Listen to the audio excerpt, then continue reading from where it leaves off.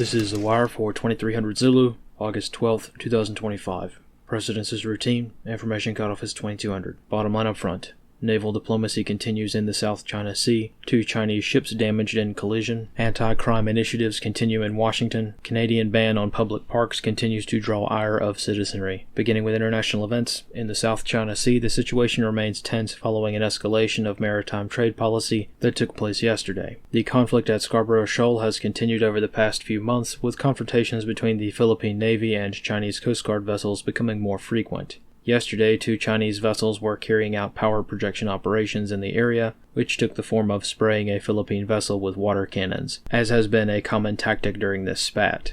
However, during this confrontation, the 2 Chinese vessels became less aware of their respective positions, which resulted in one colliding with the other. Analysts comment. Video provided of the collision indicates that the damage was substantial, though China has not acknowledged this collision taking place. Nevertheless, this incident is merely the latest in the long history of forced projection operations in the region. In Australia, a very graphic series of murders was reported in Melbourne overnight. One suspect has been arrested in conjunction with the murders of 2 people at their home in Mount Waverley. Analysts comment. There is probably more to this story than first meets the eye. Most notably, the details of the murder scene alone are far too graphic to recall in mixed company. Also of note, graffiti was found spray-painted on a few walls of the victim's home, which contained phrases such as "meat is murder." If this graffiti is connected to the murders, this could be a detail to be aware of, just in case this is more substantial than a home invasion gone wrong.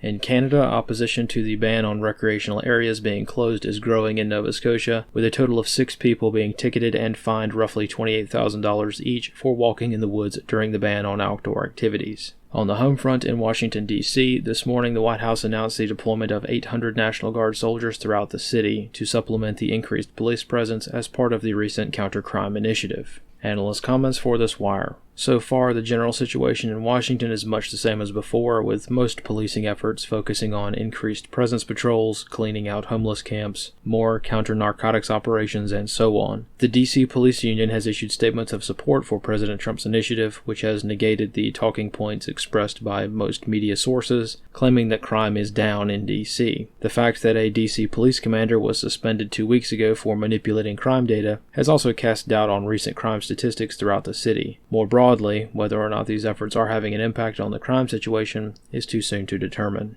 This concludes The Wire for 2300 Zulu, August 12th, 2025.